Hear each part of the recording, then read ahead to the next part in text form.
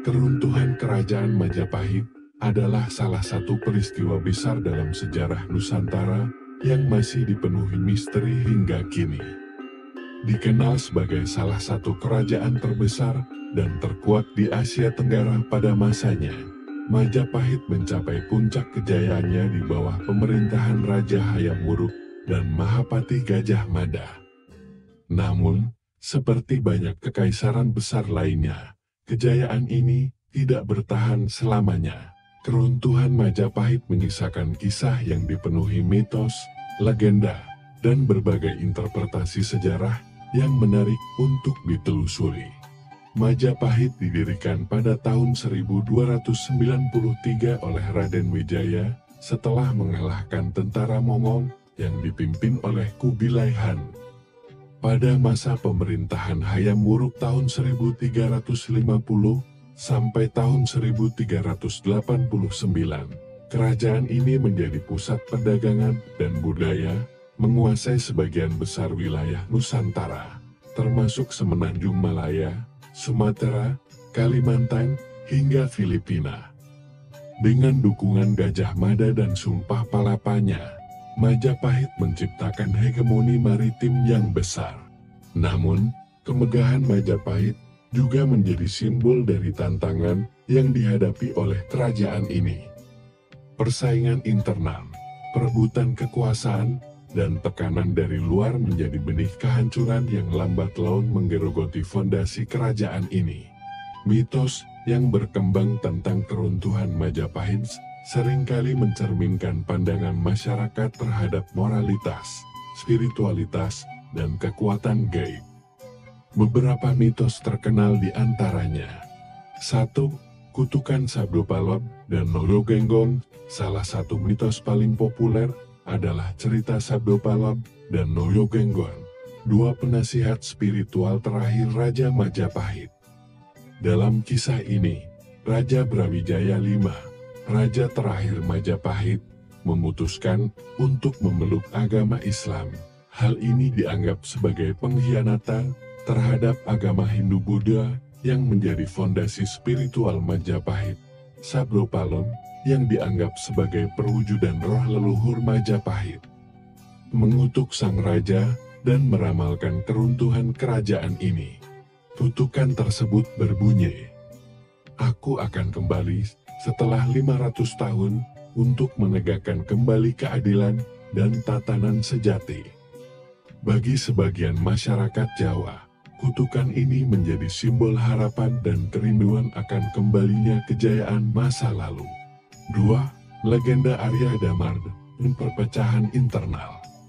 Legenda lain mengisahkan tentang Arya Damar, seorang panglima perang yang dikatakan memiliki hubungan darat dengan Majapahit. Dikisahkan bahwa Arya Damar berselisih dengan keluarga kerajaan yang menyebabkan terpecahnya kesatuan di antara para bangsawan. Perseteruan internal ini diyakini sebagai salah satu faktor utama runtuhnya Majapahit. 3. Keris Empu Gandring. Meski sering dikaitkan dengan pendirian Kerajaan Singhasari, mitos tentang Keris Empu Gandring juga memiliki kaitan dengan Majapahit. Dikatakan bahwa keris ini membawa kutukan bagi pemiliknya, termasuk para pemimpin Majapahit yang dianggap mengkhianati nilai-nilai leluhur. Kutukan ini, menurut beberapa cerita rakyat, ikut mempercepat keruntuhan kerajaan.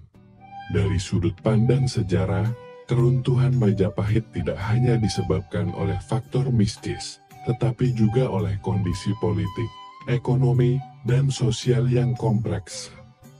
Beberapa faktor utama yang memengaruhi keruntuhan Majapahit antara lain.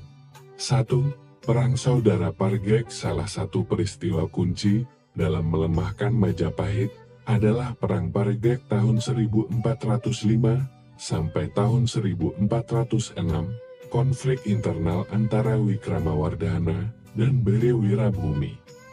Perang saudara ini tidak hanya menguras sumber daya kerajaan, tetapi juga memecah belah kesatuan politik dan militer Majapahit. 2. Kedatangan Islam pada abad ke-15. pengaruh Islam semakin kuat di Nusantara, terutama melalui jalur perdagangan. Banyak daerah di bawah kendali Majapahit yang beralih ke Islam, termasuk para bangsawan dan rakyat. Kesultanan Demak, yang didirikan oleh Raden Patar, putra Raja Brawijaya V, akhirnya menjadi kekuatan utama yang menggulingkan Majapahit. 3. Perubahan ekonomi dengan kemunculan Malaka sebagai pusat perdagangan baru di Asia Tenggara. Majapahit kehilangan kendali atas jalur perdagangan maritim. Hal ini berdampak pada melemahnya ekonomi kerajaan, yang selama ini bergantung pada perdagangan internasional. 4. Tekanan dari luar selain internal. Tekanan dari luar juga turut melemahkan Majapahit. Kesultanan Malaka dan kerajaan-kerajaan lain yang berkembang di sekitar Nusantara menjadi pesaing kuat, baik dalam perdagangan maupun pengaruh politik.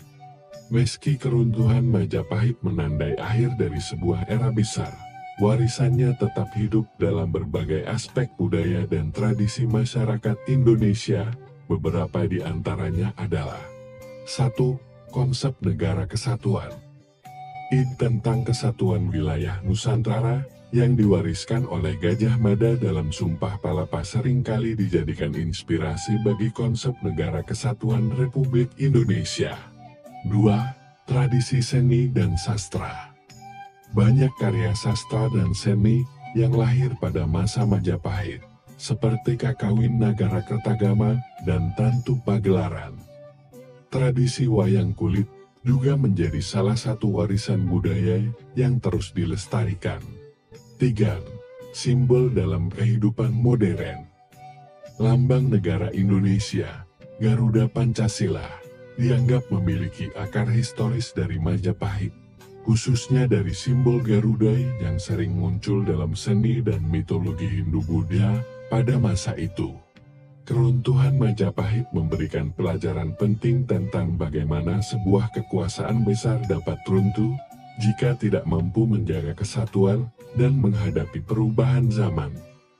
Konflik internal, pergeseran budaya, dan dinamika global menjadi tantangan yang harus dihadapi dengan bijaksana. Bagi masyarakat modern, kisah Majapahit adalah pengingat bahwa kejayaan tidak hanya ditentukan oleh kekuatan militer atau ekonomi, tetapi juga oleh kemampuan untuk beradaptasi dan menjaga harmoni.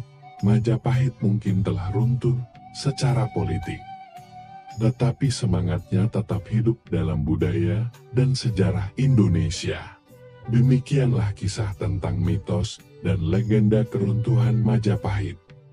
Apakah ini benar-benar hasil dari kutukan Sablopalan, intrik politik, atau kombinasi keduanya, adalah pertanyaan yang mungkin tidak akan pernah terjawab sepenuhnya.